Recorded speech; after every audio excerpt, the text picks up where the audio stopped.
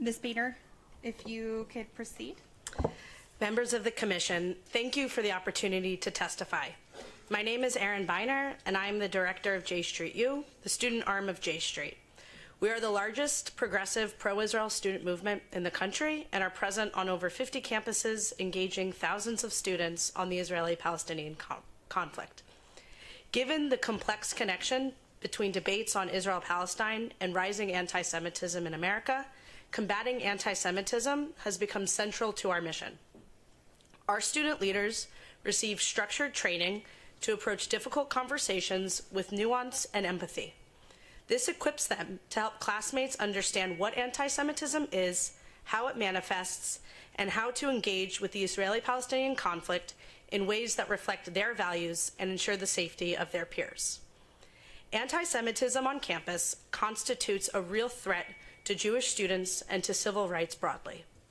Many students today face anti-Semitism directly related to October 7th and the war in Gaza. Campus groups have adopted litmus tests excluding Zionists from membership, which effectively bars many Jewish students. At one university, student government members refused to let J Street U register as a club, explicitly stating that our support for Israel was equivalent to supporting genocide. Yet much campus anti-Semitism has nothing to do with Israel, and Jewish students deserve a comprehensive response to anti-Semitism that prioritizes their well-being, not political convenience. College is when most people encounter the greatest diversity of perspectives that they ever will. Students should experience different viewpoints, discover new ways of thinking, and be challenged.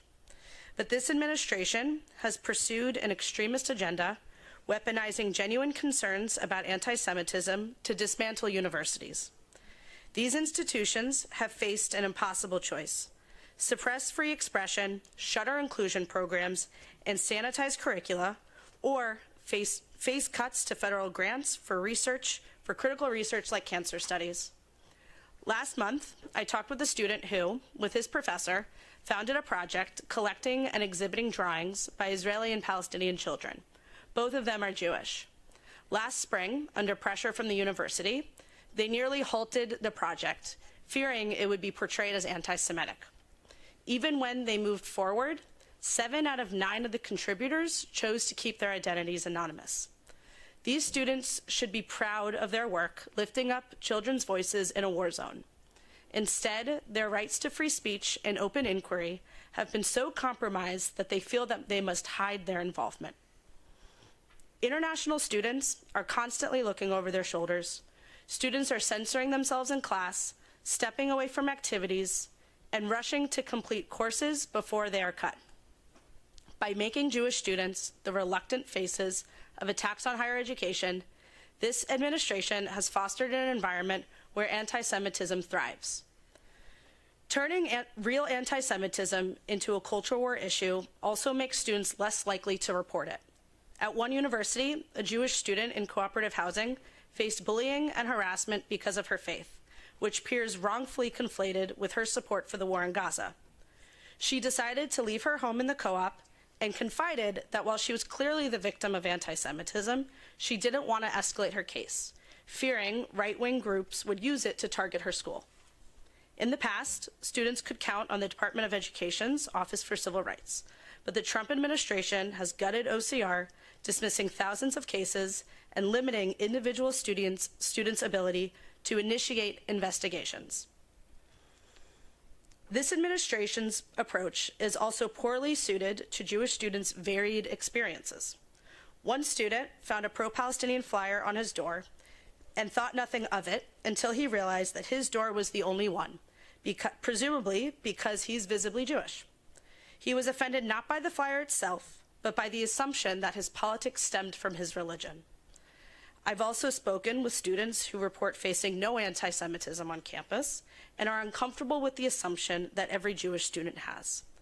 One student wearing a Magen David necklace told me that a customer saw it and apologized for the hate she assumed she was experiencing.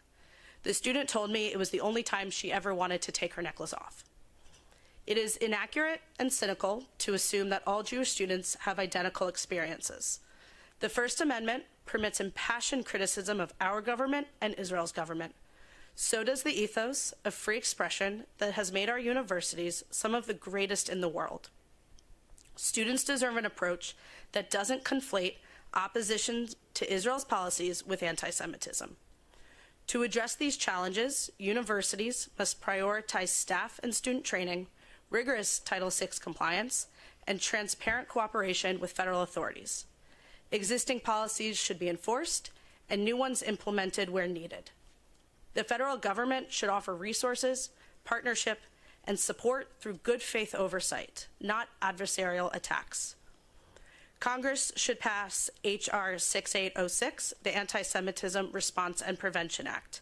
This legislation would fully fund and reopen vital OCR regional offices, require universities to designate Title VI coordinators, and expand the nonprofit security grant program to protect Jewish institutions.